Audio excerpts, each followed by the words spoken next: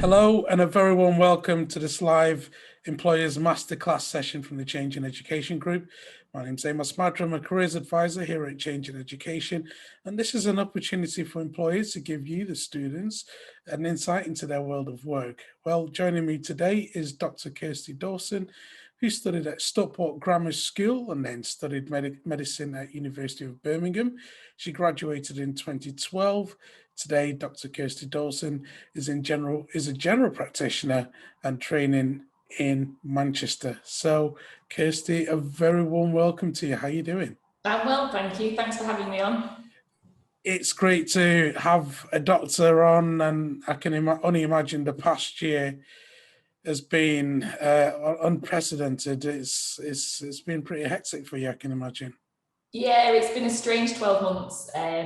Seen quite a dramatic change in the way that we work, particularly for us in primary care. So community-based medicine has really changed, doing a lot more video calls and text messages and stuff over Zoom, which has been challenging, but you know, it's been an interesting year for sure. Yeah, I mean, I think it's worked a treat for a lot of people, the video calls and being able to get appointments even quicker, some people have been saying, because with the video calls, you can get things done quick and then move on to another patient. And from the patient's perspective, it seems to really works well for them. How have you found the whole video conferencing thing? Yeah, so it's not something that we use very much at all beforehand, and now sort of video and telephone calls make up, I would say, 90% of the work that we're doing. So it's been a really big change. I quite like it. It gives us quite a lot of flexibility, gives patients flexibility, and you know, they can call us from their workplace and things like that. And you know, it's a good use of the technology that we've got available. Gone are the days where we need to see everybody at home, or people need to come and see us in practice, because we can do so much over a video or a telephone call. So yeah, the technology is catching up. Lots of companies are now interested in kind of this sort of thing, and that's really helped. But yeah, like you say, I think patients have been you know, really pleased with it. It makes us a bit more accessible, I think. So yeah, I don't think it's going to go back to the way it used to be. I think this is here to stay. I think so, definitely. It was Nationwide who were saying yesterday, I believe, that they've offered their staff the opportunity to work from home or choose if they want to go into the workplace. But I suppose it works for everybody. Now, going back to with the pandemic, I mean, are you doing vaccines? Are you vaccinating people at the moment? Yeah, so the vaccine for us, we're based in Manchester, so South Manchester in Stockport. We started our vaccine rollout kind of the first week of January, so straight after the new year. It's been quite a challenge logistically, especially because the two different vaccines that we've had available need different types of storage. One can be moved, one can't really be moved. And you know, just getting the volume of patients through the door safely, with social distancing, with a new vaccine, and trying to spread the information, spread the word about the vaccine really, and get people through the door and vaccinated. So yeah, we're definitely still in the midst of that, getting around to vaccinating the original sort of cohorts for their second jabs. But you know, it's been a really uplifting experience. I think, you know, lots of people have had a really tough time in the last 12 months, with social isolation and, you know, financial worries and things like that. And the vaccine kind of changed the dynamic a little bit. It felt like we were starting to move in the right direction, and certainly seeing some of the older cohorts of people in their 80s plus who hadn't left the home in months, kind of coming out of the homes for sometimes the first time in a number of weeks and months, coming to have the vaccine with, you know, absolute joy on their face, thinking that this was kind of turning the corner really. Yeah, so finding the whole vaccine experience, whilst logistically quite difficult, you know, it's been really nice to see people starting to feel a bit more positive about hopefully the next few months ahead. Definitely, yes. You're at the front line of all this. You see it day in, day out. On a personal level, how has it been for you? Yeah, it's been difficult. I think we've certainly worked more hours and different hours than we would normally work. You know, as a GP, we're kind of more sort of Monday to Friday sorts of thing. But with the rollout of the vaccine, we've been working sort of long into the evenings to get people vaccinated, and at weekends as well. And it's just that pressure, really. I think doing longer hours is always a bit of a challenge. But then, you know, for lots of us in healthcare, we're incredibly grateful that we've had a job over the last 12 months, which, you know, unfortunately, lots of other people have been out of work and furloughed and probably desperate to go into work. So it's certainly been nice to be able to still come into work and feel like we're making a difference, I guess. Has been nice, but a challenge. You're very modest about it. You know, you've been making a huge difference. I think if it wasn't for, you know, you frontline workers, I don't know where we would be. You know, you are, you know, fighting the battle for us. So, you know, you've been very modest about that. Was medicine something that you always wanted to go into from a young age? Yeah, I come from sort of a family of people who, you know, are doctors. So my grandpa was a doctor, and then my dad. And for me, it was just always one of those things that's just what I thought I was going to do, really. And I think I'm quite lucky in that sense. I think sometimes thinking about what you want to do in the longer term can be one of the hardest things. And for people like myself who kind of always thought they're going to do this or that, kind of makes life a little bit easier. And I guess that's why you're doing things like this. It's in the help that it, you know, pushes people into one thing or another, or at least opens their eyes to something. So yeah, I always wanted to go into medicine. Unfortunately, at school, you know, I was always more interested in science-based subjects, so it just seems to make sense for me. Yeah, and with medicine, it's not like any other subject. Most of the subjects where you can go and do 2 weeks work placement with a doctor operating. I know your family come from a medical background. Were you able to get a behind the scenes look? Were you able to get an inside look into how the whole world operates in medicine? So a little bit. Fortunately, like I was saying, my dad's a GP. He's still working, actually, so had a bit of an insight from that side of things. But I even remember when I was trying to organise some work experience, it's sort of been sort of 2005. You know, it is really difficult to get kind of hands-on experience in the line of medicine because of you know, lots of hoops to get through in terms of confidential information on a patient's behalf, and given it what's going on at the moment and stuff. So it is something that can be quite difficult to get hands-on experience unless you're kind of fortunate enough to have a family member or someone, a close family friend that can help out, really.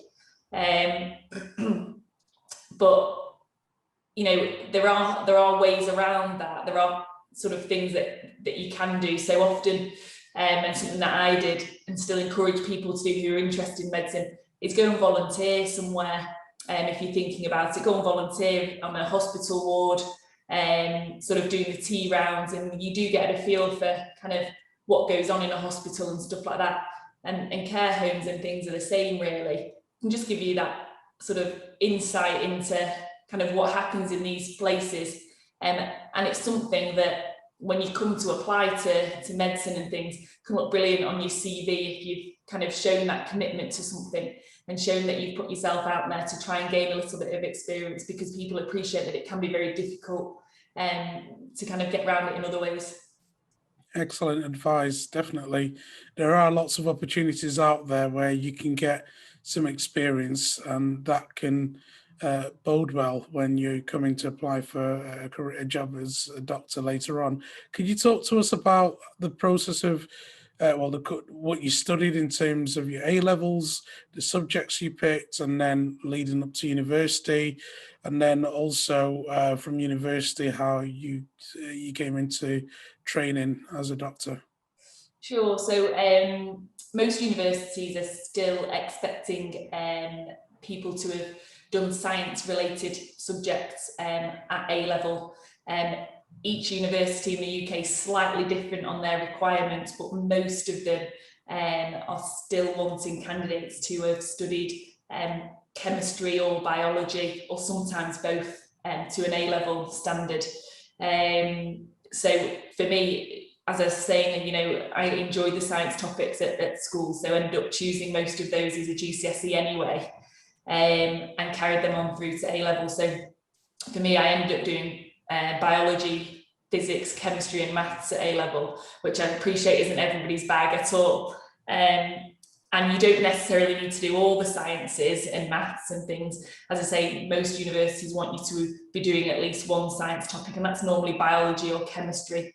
But, you know, if you were interested in sort of more of the arts, you know, that's definitely encouraged these days to give candidates kind of a rounded picture. So alongside a science topic, you can absolutely still go and study at A-level music or art or drama or a language if that's what interests you. So don't be kind of put off by that if you've got a real passion for something aside from science.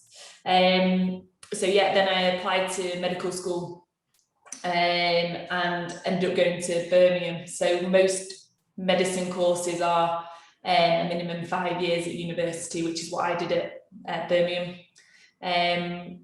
There is scope to extend your degree if you wanted to, although 5 years seems like quite a long time to lots of people, but it's a brilliant 5 years. So you can do an integrated degree inside your medicine degree, so you could end up doing a master's or a slightly different degree in a year. So some people end up doing 6 years. So yeah, I graduated after 5.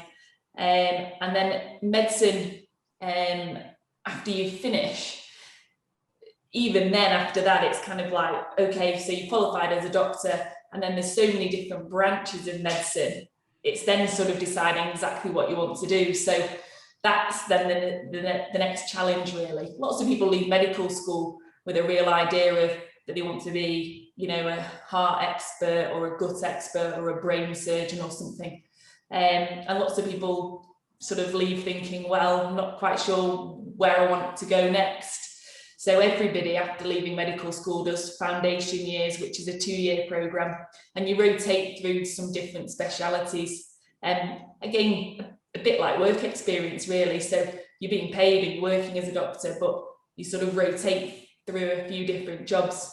And that's kind of to help give people an idea of what they want to do in the longer term. After those 2 years, you can then apply to a training program in the specialty that you want to go into. So for me, I decided to do general practice, and that's a 3-year program. Different specialties have different lengths of training programs. So some of the surgical specialties, the training program is longer, so up to 5 to sort of 7 years.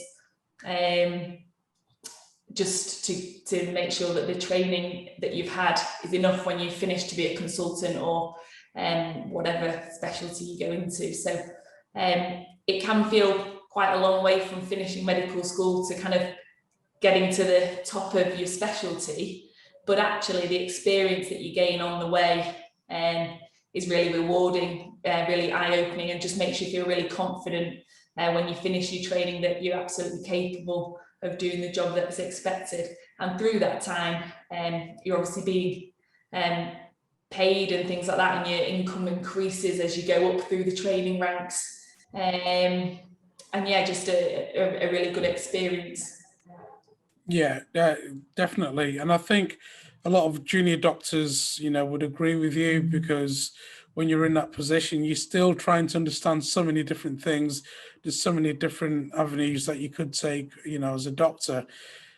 Now, as a general practitioner, you know, you kind of need to know a lot because you're dealing with so many different things. And obviously your family are into, you know, they took that path and you followed that same route.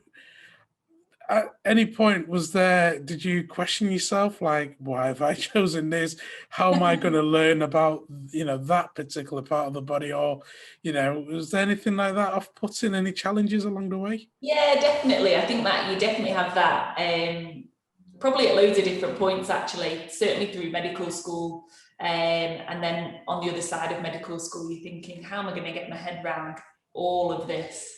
And even now when we have medical students that come and train with us, and we have sort of trainee GPs that come and sit with us, and you forget how much knowledge you've actually just kind of gathered over the years without really thinking too much about it. But there's definitely times where you kind of doubted whether you're capable, for sure. And I think everybody has those wobbles, and those wobbles are okay to have. I think medicine's one of those careers that, there's lots of emotions involved, there's lots of knowledge involved, and medicine's constantly changing. So different drugs come to the market, different tests come to the market, and in medicine, it's about accepting that you're going to be kind of learning different things for life. Yes, you might have passed your exams and things, but there's always new stuff coming out, new trials and things. So it is a career where you've got to accept that, it's going to be a lifelong learning experience and things.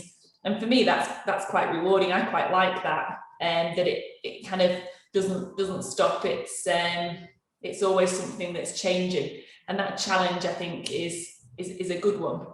What's quite nice about medicine is that you're always working within a team. So even as a general practitioner, I sit in my room sort of alone speaking to patients, but if I'm not sure about something, there's colleagues in the room next door to me where you can just go knock on the door and say, what do you think about this? I'm not sure about this. And that still happens now, having graduated a long time ago. So you've got so many other people with so much knowledge themselves that you can kind of tap into, that's literally in the room next door to you. So you always feel as though you're working within a team. So when you do have those wobbles and those doubts, whether it's at university or when you qualified, there's people there to say, do you know what, I'm not sure about this. What do you think? And I think that's one of the nice things about medicine, for sure. Definitely. Again, it's great that you've got your support bubble there. You've got your support network. You've got colleagues that you can go to. Really important. And I think a lot of people tend to think GPs work on their own. They're on their own in their room. But no, there is colleagues that you can reach out to, and thank you for pointing that out for us. And it's called practicing medicine, so you're constantly learning. It's not doing medicine, it's practicing, because the medicines are constantly changing, and you've clarified that for us today. Would you ever consider, and can this happen, could you leave working as a general practitioner and go into hospital medicine? Could you do that, or would you ever consider that? Yeah, so in the training programs, people often change their mind. So when you decide that you think you want to do general practice, or you think you want to do surgery, lots of people train for a couple of years and think, actually, this isn't for me, and go and change into a different training program. And that's absolutely fine. And that happens quite a lot, because you don't always know whether it's going to suit you until you start the training program. So that flexibility is there. When people have qualified, so for us as GPs, when we've qualified as a GP, you could go back and retrain. Not many people do that, in all honesty. But for general practice, you've got quite a lot of scope to do other things aside from your classic kind of general practice. So lots of general practitioners have a special interest in one or more specialties. So they might have a special interest in skin, or they might have a special interest in the gut. And so a couple of days a week, they will go into the hospital and do that specialty. So they'll do a specific skin clinic in the hospital as part of the dermatology team, or they'll go and do a specialist gut clinic as part of the gut team. So there is that flexibility. If you've got a real interest in something, that you can go and pursue that at a hospital level alongside your kind of career as a general practitioner, which is why lots of people like general practice, because it offers you that flexibility. The other thing that lots of people get into in general practice is teaching. So lots of people who are the kind of professors and things at universities are general practitioners as their kind of day job, but they spend a few days a week going into the universities teaching. For me, I've got a special interest in palliative care, which is kind of care of people who are in the end of life.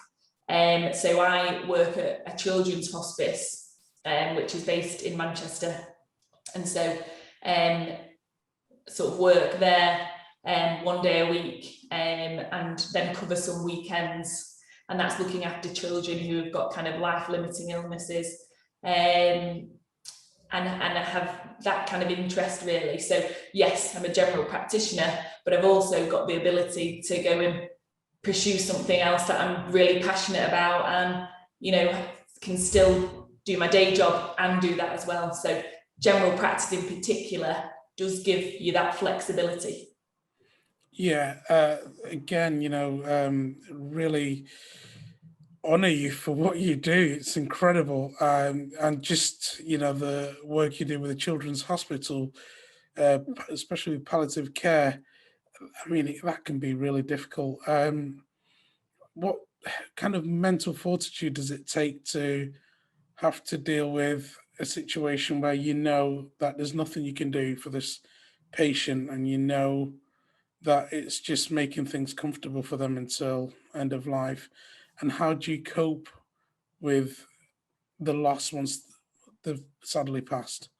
Yeah, I get asked that quite a lot, obviously doing palliative care, particularly children's palliative care, because it's so emotive, and it is upsetting when you see people die and things like that. I think it helps being involved in the care. If you feel like, you know, that you're doing a good job, it makes the whole process feel that bit better. And families really appreciate it. I think that, you know, it's such a difficult time for people when they're losing a loved one, but if you get the care right, it can make a real difference to that family to be able to cope with what's happened. You do kind of need to look after yourself a little bit in that situation. It's not something that you get used to, but it's certainly something that you learn to cope with better. And I think that's why even, you know, applying to medicine and things, they're so keen for people to continue their outside interests through medical school and then into your career as a doctor, because we know that it makes such a difference to be able to cope with the kind of day-to-day stresses and emotions. If, you know, you can go home and switch off because you like reading, or you like going to the gym, or you go and keep your five-a-side football up, because that sort of thing's really important, because you are surrounded by difficult decisions and, you know, life experiences that, you know, lots of your mates haven't really experienced, and so it's important to be able to kind of switch off and look after yourself a little bit in those situations. But it's definitely something that, whilst you don't get used to it, you learn to cope better with it, for sure. What advice would you offer to our students watching this who want to do what you're doing? So, as I said before, I think trying to get a little bit of experience in something and showing that, being able to show that you've got a real interest in it is helpful. So volunteering in some sort of hospital or care home or something, I think gives you the idea of, is this for me? Is this something that I could get involved in? And if it is, then it looks brilliant on your CV. The other thing that I think that is so important in all aspects of medicine is the ability to communicate. So, you know, for lots of people, I think they think, oh, you know, not sure I've got the academic ability. And yes, that's important, but you can learn a lot of that. But actually, one of the biggest and most important skills in medicine, I think, is being able to communicate with people from all walks of life, from all ages and stuff. And if you think, do you know what, I'm pretty good at that. That is what I would say one of my skills is. Then, you know, a career in medicine, it could really work for you, because it's such an important skill. So if that's something that you feel is is one of your strengths, then definitely have a look at a career in medicine. It's so diverse, you're working within a team, it's very, very rewarding, challenging, yes, but definitely rewarding. Great advice. Thank you for sharing that with us. What's the most rewarding part of what you do? So, I mean, it always sounds a bit cliche, doesn't it? But, you know, sometimes you see people through a real journey of kind of poor health, and them coming out the other side, or sometimes when it doesn't go so well and they unfortunately pass away. But, you know, being able to kind of share some like really intimate moments with a family and kind of being welcomed into that, I think is a real privilege. It's a real privilege for people to kind of pour out their heart and soul about their problems to you. And not everyone's, you know, can do that and talk to people like that. And that's really rewarding, I think. Dr. Kirsty Dawson, it's been an absolute honour just to talk to you today, to hear your stories, for you to share your experiences with us. And for our students here, this is going to be of great value. I just want to say thank you very much for spending the time with us today and for sharing your experiences. Thank you. Thank you for having me.